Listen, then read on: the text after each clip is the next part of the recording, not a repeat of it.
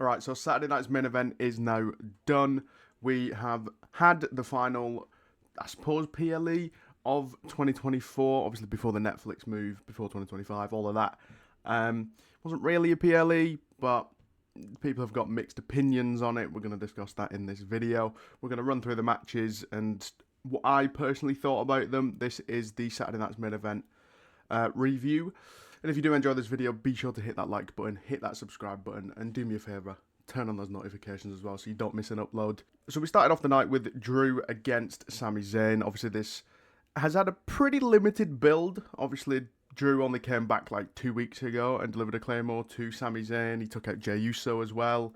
I was actually surprised we didn't get Jey at the end of this match, like a Drew attack at the end of the match and Jey come out, but I don't know, maybe it's just because I expected a little bit too much from this show and what it actually was, but nevertheless the match was okay.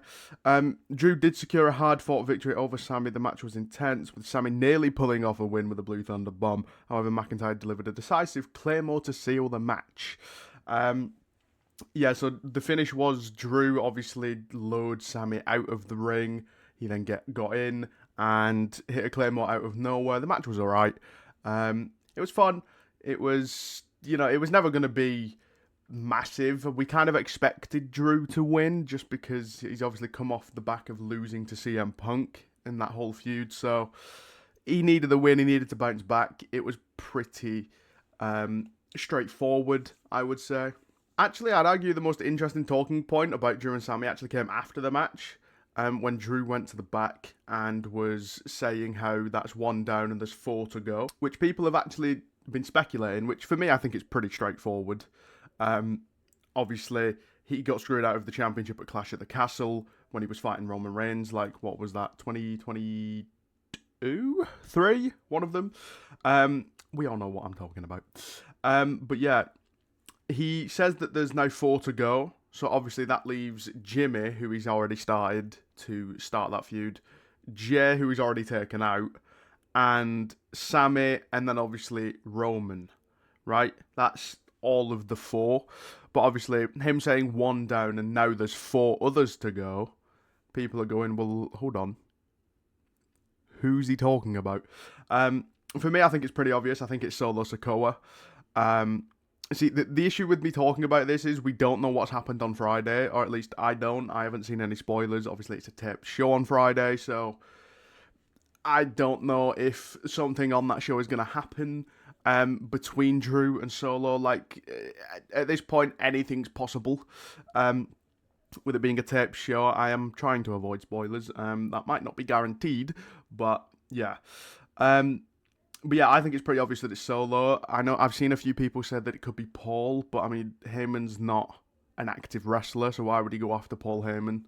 That doesn't seem to add up in my head. I understand the thought process, but for him to go after Paul would just be, I mean, pointless because he's not a wrestler. So I think for me, it's pretty obvious that it is Solo. Obviously, Solo will probably be the last one, actually. A lot of people think that Roman might be because he's the one that actually beat McIntyre, but the only reason Roman beat McIntyre was because of Solo. I think Solo's the final one he goes to, but yeah. Overall, Drew versus Sami, it was alright. Up next, this one's caused a little bit of controversy, mainly just because of how short it was, but you have to remember as well, like, it was, what, a 2-hour show? And it's on network television in America. We were fortunate to get it on YouTube. It was unlisted. It was a whole faff. They probably pushed for time. And I will say, actually, the first couple of matches did feel pretty rushed. Drew and Sami felt quite short. But again, I don't know if that's just my expectations. Obviously, I've never seen a Saturday Night's Main Event. I've heard of it. Never seen one. Obviously, it's way before my time. But I didn't think it was a bad show. But yeah, Liv Morgan obviously retained her title against IYO SKY in a clean win, and that is key. A clean win, no outside interference, no nothing. Despite Sky's impressive and offense, including a moonsault to the outside, Morgan countered an over the moonsault to hit her Oblivion finisher. After the match, Rhea appeared for a heated stare down with Morgan, and people aren't happy.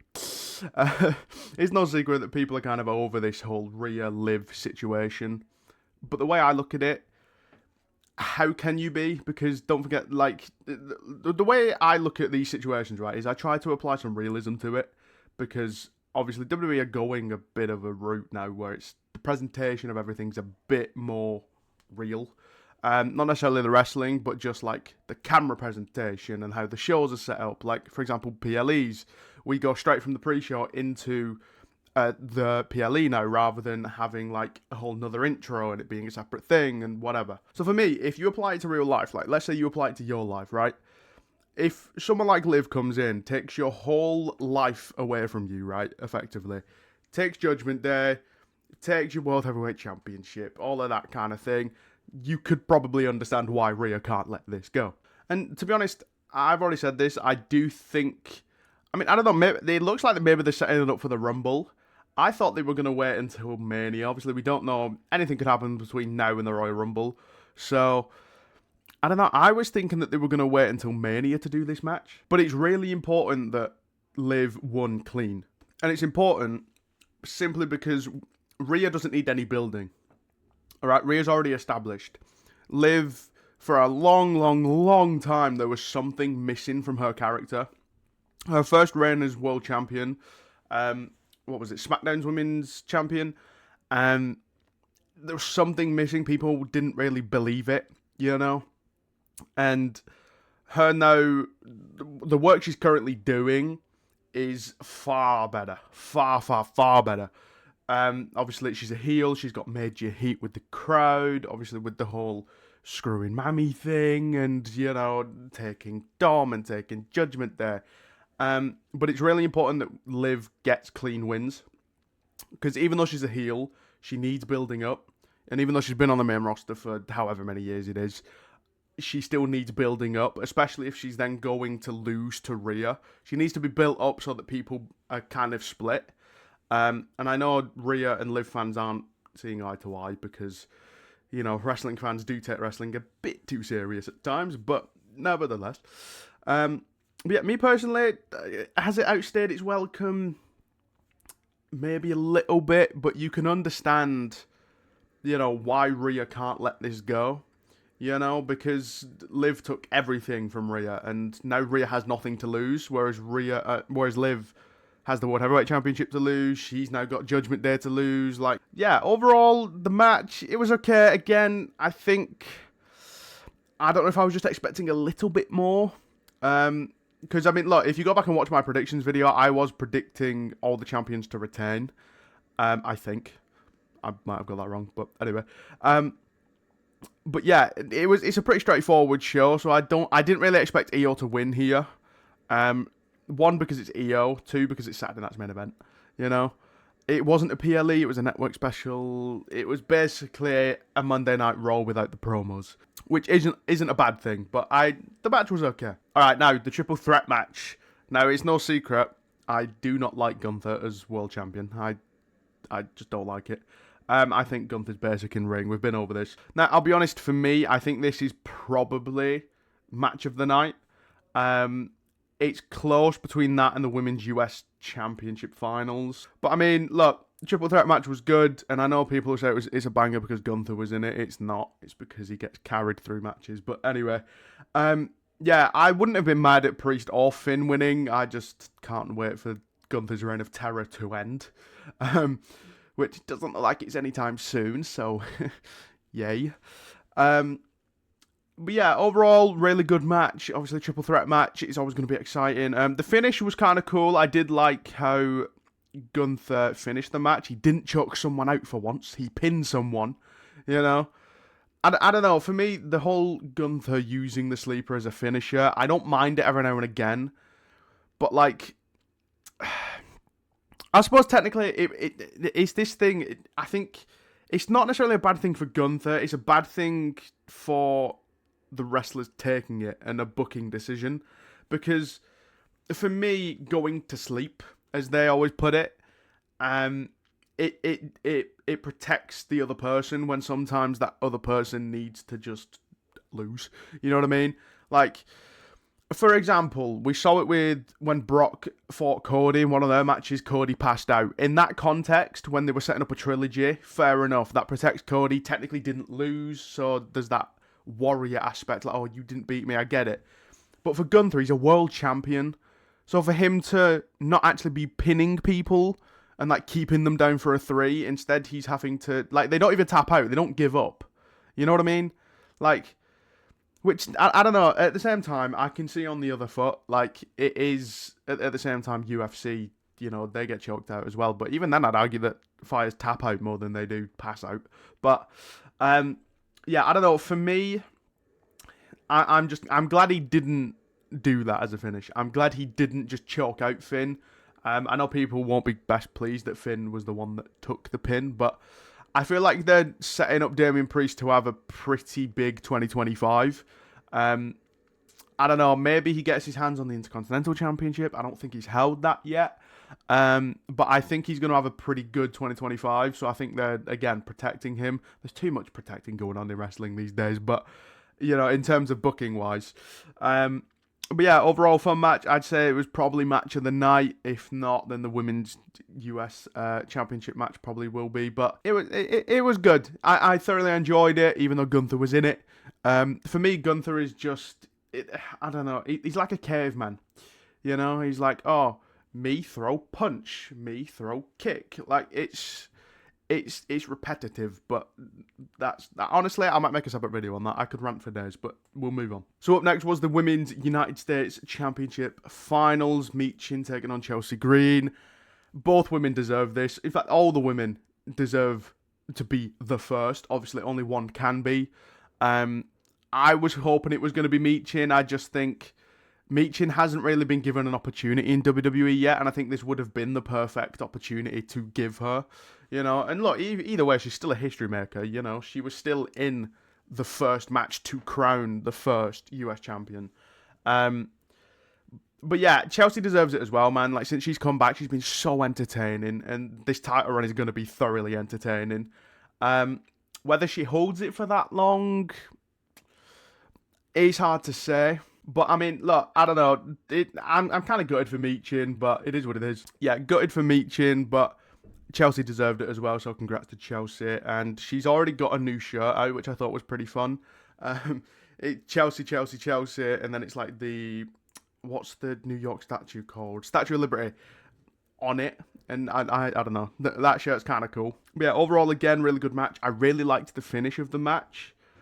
With Chelsea coming off the top and then hitting the unpretty her. And then we get to the main event, which was, of course, for the Undisputed WWE Championship. Cody Rhodes coming out with the Winged Eagle for one night only. Cody Rhodes successfully retained his title against Kevin Owens. The match was physical, with Rhodes targeting Owens aggressively. Rhodes overcame his tweaked ankle to hit Crossroads for the win. I'll be honest, I don't know about the whole ankle spot, because didn't he technically sustain that like 2 weeks ago against Chad? I feel like it wasn't that big of an injury. I think it probably would have healed by then. Jesse Ventura did a good job of trying to put it over, but I still don't really agree with the logic. Because even he said there's no way that ankle is healed in like 2 weeks, when realistically it was only an ankle lock and a stomp. Like, you know, Chad Gable held the ankle lock in for a decent amount of time, sure. And then Kevin stamped on it after the match, sure. But like, it's been 2 weeks. He's not wrestled. He didn't wrestle last Friday. I mean, he's been working dark matches, and I don't think he's been selling the ankle. So, I mean, you know, dark matches don't count, but you know what I mean?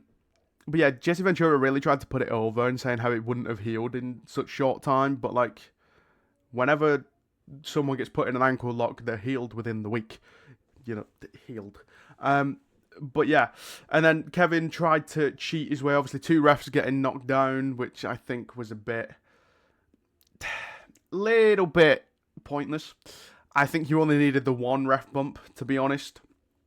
I do think at some point, though, Kevin is going to then compare Cody to Roman about like, oh, it's convenient how, you know, the second you look like you were going to be beat, there's no ref in the ring kind of thing, you know, because obviously Roman's title reign had a lot of ref bumps. Pretty much every match, the ref was out at some point. But yeah, so Kevin had Cody beat with a stunner, but there's no ref, and then he introduces a steel chair, and then doesn't really think about, you know, oh, Cody could use this, you know, and then Cody hits a Crossroads to retain his championship. And I've seen people on Twitter right? Because everyone goes to Twitter to complain. But I've seen so many people on Twitter now being like, oh, Cody cheated, Cody cheated. Like, I swear, right, wrestling fans don't pay attention to stories anymore. They want they're on Twitter every week saying, oh, how there's no story, or like there's whatever, right? They want more stories like this or whatever, right? But then when there's actually a detail, like they miss the small details, and I'd argue they matter most. For example, I can't remember if it was, I think it was not Friday just gone, Friday before. Cody said, like, there is not a line he won't cross as well, because Kevin is also like that. So, fast forward to the match, there's a steel chair there. He hits the crossroads on the steel chair. That's him crossing that line. He's like, listen, Kevin, if you're going to play dirty, I'll play dirty. You know? So I don't understand this hatred. I'll be honest, it's probably Bloodline fans, because they're still not over WrestleMania 40. I don't think they ever will be. I think they lose sleep over it at this point. But again, fun match. But again, I'd argue the biggest talking point came after the match. Cody was celebrating in the ring. Kevin said, you're not celebrating on my watch. And then came back, hit him with a package pile driver. Again, a banned move. You know, not just a regular pile driver. Randy got light treatment compared to Cody, apparently. You know? And Cody got stretchered out, and the Triple H got physical. It all exploded. Yeah, mental. I don't know where we go with this. I'm thinking that maybe we get... Look, I don't think it makes sense to have Cody against Kevin at Raw on Netflix, especially because they're really putting over the pile driver as this banned move that is illegal, right? So for them to then have Cody come back within the next couple of weeks, because remember, that Netflix move is like 2 weeks away, if not just a bit over, something like that. And I do personally think that it would make more sense to have Randy come back and fight Kevin on that Raw on Netflix, because obviously Randy's already been out for a couple of weeks now. So if he comes back, and then we get that match on Raw on Netflix, that's going to stack it even more. We already know we're getting Roman against Solo on that Raw Netflix. So it'd be very interesting, very, very interesting. But I'm intrigued to see where this goes. And just to anyone that's saying that they think Triple H is going to have one last match, I don't think that's where this is going.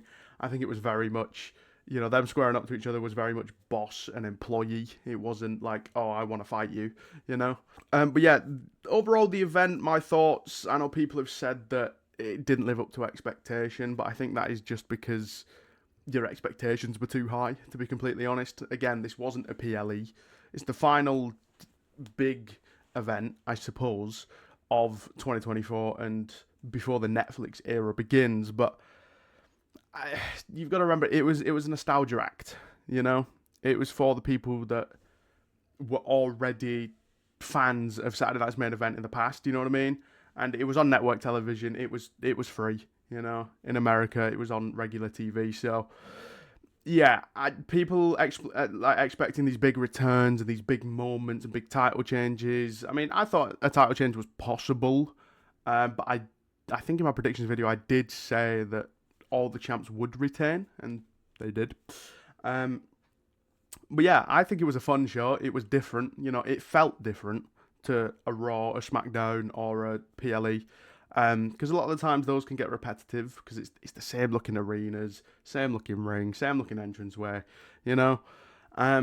It was fun, and I really liked the attention to detail. Like, they had obviously it was minimal Titantron. People were a bit annoyed that it wasn't just a curtain like it used to be, but again, it is what it is. But yeah, overall fun show. I'd say overall, if I was to give it a rating out of 10, I'd say about a 6. I enjoyed it. The matches were fun.